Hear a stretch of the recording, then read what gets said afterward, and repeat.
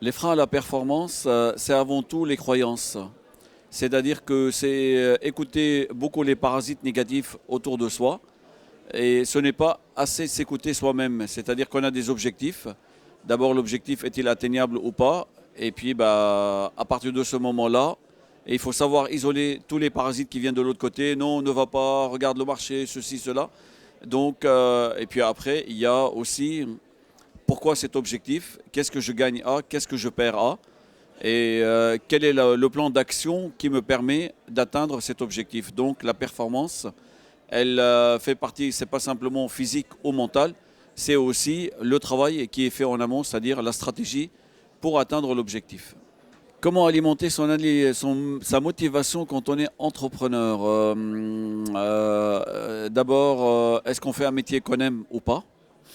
Est-ce qu'on a vraiment envie d'avancer avec ce métier? Et savoir si l'environnement dans lequel nous sommes installés nous convient ou pas. Donc il y a beaucoup d'éléments bien sûr. Vous savez, il n'y a pas de secret, hein. C'est-à-dire que quelqu'un qui bosse 7 jours sur 7 et à la fin du mois, ben, il voit qu'il n'a rien gagné. Donc forcément, il va perdre motivation au fur et à mesure. Maintenant, si on est dans un domaine de recherche, c'est différent.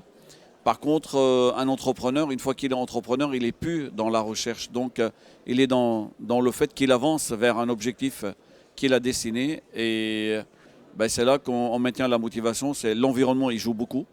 Et puis, c'est le fait de varier les plaisirs, de joindre l'utile à l'agréable. Et il ne faut pas oublier de faire un peu de sport de temps à autre. L'audace, c'est un mot que j'utilise beaucoup parce que c'est Alexandre le Grand qui disait la fortune appartient aux audacieux. Et audacieux, ça ne veut pas dire richesse matérielle parce que lui, il s'en fichait royalement.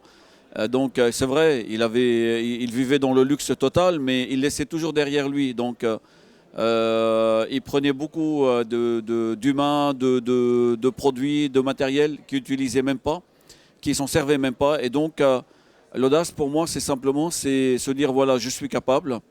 Donc, comment isoler cette peur qui peut me freiner et comment isoler ces freins. Et donc, et puis l'audace, c'est savoir frapper à une porte, attendre une réponse, qu'elle soit oui ou non. C'est au moins frapper à la porte.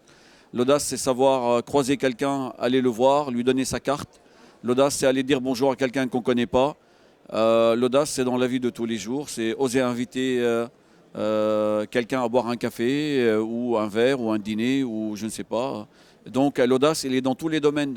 Mais pour un entrepreneur, l'audace primaire, c'est décrocher son téléphone et dire bonjour, voilà, je demande un rendez-vous, puis aller au rendez-vous et ben, être conscient qu'on fait un métier qu'on aime et surtout travailler sa confiance.